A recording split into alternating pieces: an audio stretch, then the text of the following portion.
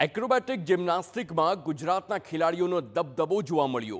યુવા ખેલાડીઓએ રાષ્ટ્રીય કક્ષા પર દમ બતાવ્યો હોય તે પ્રકારની ઘટના તે દ્રશ્યો આપ જુઓ।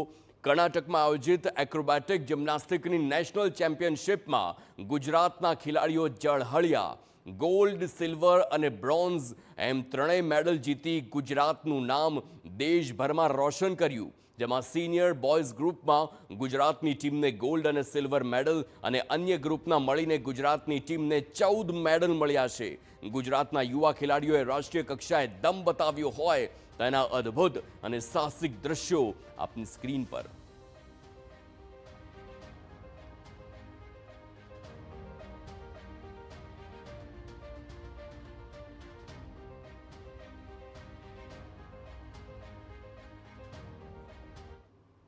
અમે એક્રોબેટિક્સ જિમ્નાસ્ટિક નેશનલ ચેમ્પિયનશિપમાં ગુજરાતને રિપ્રેઝેન્ટ કર્યું છે હમણાં જ।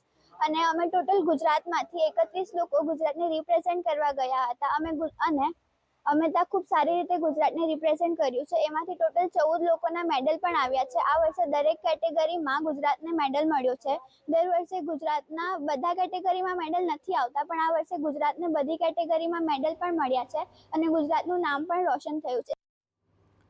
તો નેશનલ ચેમ્પિયનશિપની વાત હોય અને ગુજરાતની ટીમ આવી રીતે ઝળહળી હોય તે ખૂબ જ મોટી વાત છે। અને તેમાં પણ ગોલ્ડ, સિલ્વર અને બ્રોન્ઝ આ ત્રણેય મેડલ જ્યારે ગુજરાત જીતે ત્યારે ચોક્કસથી ગુજરાતનું નામ દેશભરમાં રોશન થતું હોય છે। આ ખૂબ જ અગત્યની માહિતી એટલા માટે અને ખૂબ જ અગત્યની સિદ્ધિ એટલા માટે કારણ કે આવનારા સમયમાં જ્યારે કોમનવેલ્થનું આયોજન પણ ગુજરાતમાં થવાનું હોય અને તે પહેલાં જ્યારે ગુજરાતના ખેલાડીઓનો દબદબો આવી રીતે નેશનલ ચેમ્પિયનશિપમાં જોવા મળે તો તેનાથી ગૌરવની વાત બીજી કોઈ ન હોઈ શકે। આપે તમામ એ વિદ્યાર્થીનીઓ તે ખેલાડીઓને જુઓ કે જે આ ચેમ્પિયનશિપમાં વિજેતા બની છે।